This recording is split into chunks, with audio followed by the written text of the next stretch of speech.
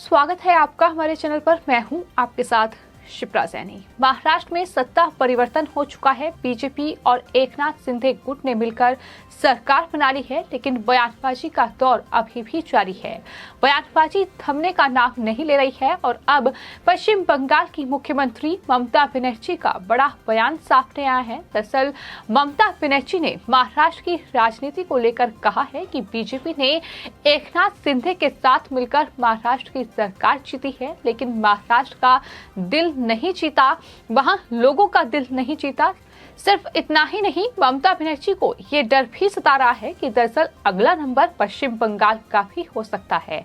आपको ये बता दें कि लगातार जो सियासत है वो महाराष्ट्र के मुद्दे को लेकर जारी है। आपको ये बता दें कि पश्चिम बंगाल की मुख्यमंत्री ममता बनर्जी दरअसल इंडिया टुडे कॉन्क्लेव ईस्ट 2022 में पहुंची थी, जहां उन्होंने बीजेपी पर जमकर हमला बोला। तमाम बड़े हमले उनकी तरफ से बीजेपी पर बोले गए। पश्चिम बंगाल की मुख्यमंत्री ममता बनर्जी ने महाराष्ट्र की एकनाथ शिंदे सरकार को अवैध सरकार करार दिया है। ममता बनर्जी ने कहा है कि दरअसल बीजेपी ने एकनाथ शिंदे के साथ मिलकर महाराष्ट्र की सरकार जीती है, लेकिन महाराष्ट्र का दिल वो नहीं जीत पाए। उद्धव सरकार को गिराने के लिए शिवसेना के बाकी विधायकों को पैसे के अलावा और भी बहुत कुछ लालच दिया गया, ये उनकी तरफ से कहा गया। तो ये बड़ी बातें इंडिया टुडे कॉन्क्लेव में ममता बनर्जी की ओर से कही गई हैं।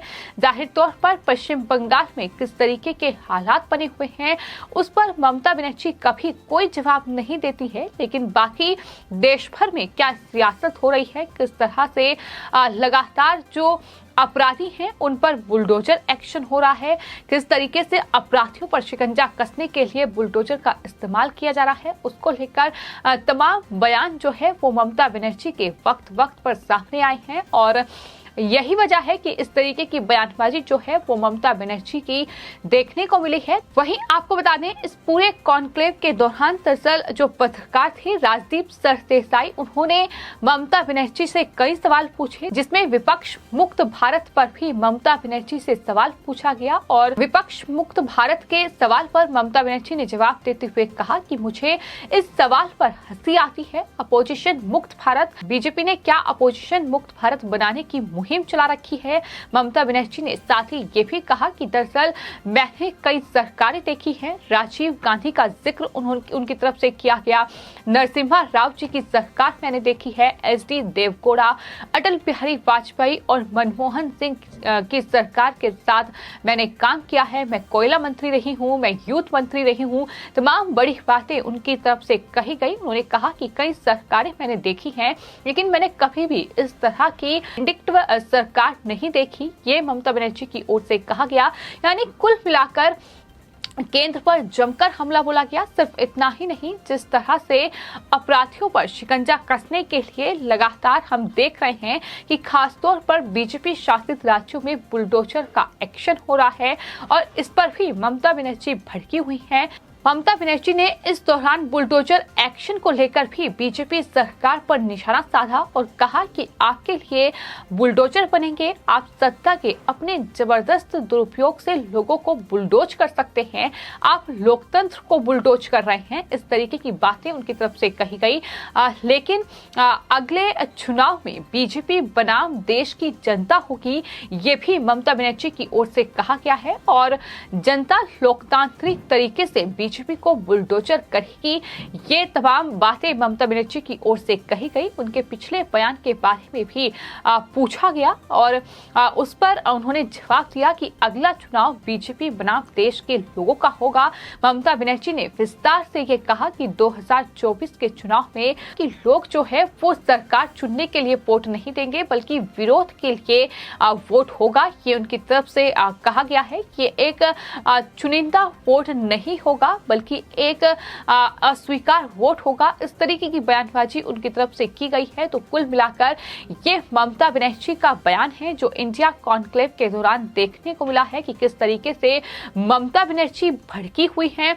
महाराष्ट्र में सत्ता परिवर्तन हो चुका है। उद्धव ठाकरे सत्ता से बेदखल हो चुके हैं। एमवीए की सरकार अब महाराष्ट्र में नहीं है, जहां एक तरफ ममता बनर्जी और पूरे विपक्षी खेमे की कोशिश ये है कि किसी तरीके से बीजेपी को सत्ता से बेदखल किया जाए, लेकिन वहीं एक के बाद एक हम देख रहे हैं कि बीजेपी ही देश के अलग अलग राज्यों में सत्ता पर काबिज हो रही है। और यही वजह है कि इस तरीके की ममता बनर्जी की ये बौखलाहट देखने को मिली है। और जाहिर तौर पर महाराष्ट्र में बीजेपी ने सत्ता जीती है, जिस पर ममता बनर्जी ने ये कहा है कि बीजेपी ने महाराष्ट्र के लिए अपनी पावर का गलत उपयोग किया है।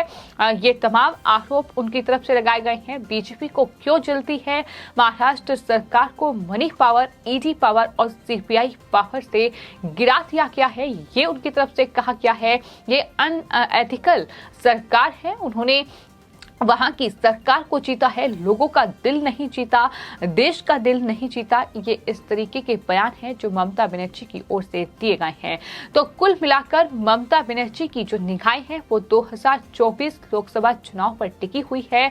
और फिलहाल पश्चिम बंगाल की मुख्यमंत्री ममता बनर्जी इस कोशिश में है कि किसी भी तरीके से एक विपक्ष का अच्छा गठबंधन बनाकर ही सही, लेकिन सरकार को मात दी जाए। लेकिन फिलहाल कोशिश नाकाम हो रही हैं। फिर चाहे बात राष्ट्रपति चुनाव की हो, जिस तरीके से राष्ट्रपति चुनाव के उम्मीदवार को लेकर भी ममता बनर्जी ने तमाम विपक्षियों को एकजुट करने की कोशिश की, लेकिन वहां भी कई विपक्षी दल ऐसे रहे जिन्होंने ममता बनर्जी को साफ तौर पर कहीं न कहीं दरकिनार किया।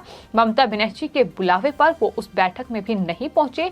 तो साफ है कि ममता बनर्जी जो खुद को विपक्ष के नेता के तौर पर स्थापित करने की कोशिश कर रही हैं, उससे कई नेता नाराज हैं। लेकिन वहीं जिस तरीके से महाराष्ट्र में सत्ता परिवर्तन हुआ है वो भी ममता बनर्जी को खासा परेशान कर रहा है। और ममता बनर्जी को ये भी डर है कि कहीं अगली बार ही जो है वो पश्चिम बंगाल की ना आ जाए। आपको ये बता दें कि इस पूरे कॉन्क्लेव के दौरान राजदीप सरदेसाई ने ममता बनर्जी से तमाम सवाल पूछे और उनसे ये भी पूछा गया कि 2019 के चुनाव में तो बीजेपी और शिवसेना के गठबंधन को ही प्रदेश की जनता ने जनादेश दिया था। तो इस पर ममता बनर्जी ने जो जवाब दिया वो जाहिर तौर पर सवाल खड़ा करता है। उन्होंने कहा कि हमें पिछली बातों को याद नहीं रखना चाहिए, लोग बदला लेंगे, लोग बुलडोजर बन जाएंगे, आपकी ताकत के गलत उपयोग का बदला लेंगे। इस तरीके की बातें उनकी तरफ से कही गई। अगला चुनाव बीजेपी और लोगों के बीच होगा, ये ममता बनर्जी ने कहा।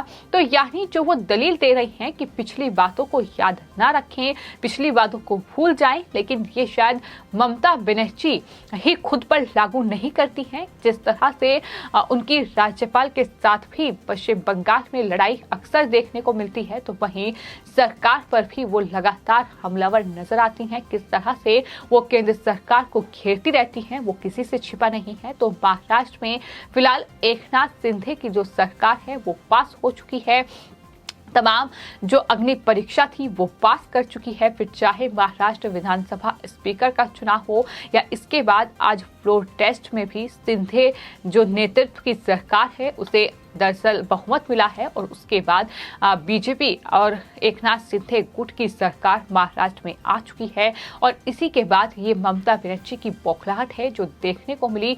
ममता बनर्जी ने मोदी सरकार पर बड़े हमले बोले। उन्होंने कहा कि उन्होंने कई सरकार देखी हैं, बकायदा उन तमाम सरकारों का नाम भी गिनाया और कहा कि मैं इस मंत्रालय में उस मंत्रालय में काम कर चुकी हूँ, लेकिन इतनी जो है बुरी सरकार नहीं देखी है। इस तरीके की बातें उनकी तरफ से कही गई। तो कुल मिलाकर कहीं न कहीं महाराष्ट्र में सत्ता परिवर्तन तमाम विपक्षी पार्टियों को रास नहीं आ रहा है। और यही वजह है कि इस तरह से कहीं न कहीं ये बौखलाहट जो है ये लगातार देखने को मिल रही है। फिलहाल आपकी इस पूरे मामले पर क्या राय है हमें कमेंट बॉक्स में जरूर लिखें और चैनल को सब्सक्राइब करें। धन्यवाद।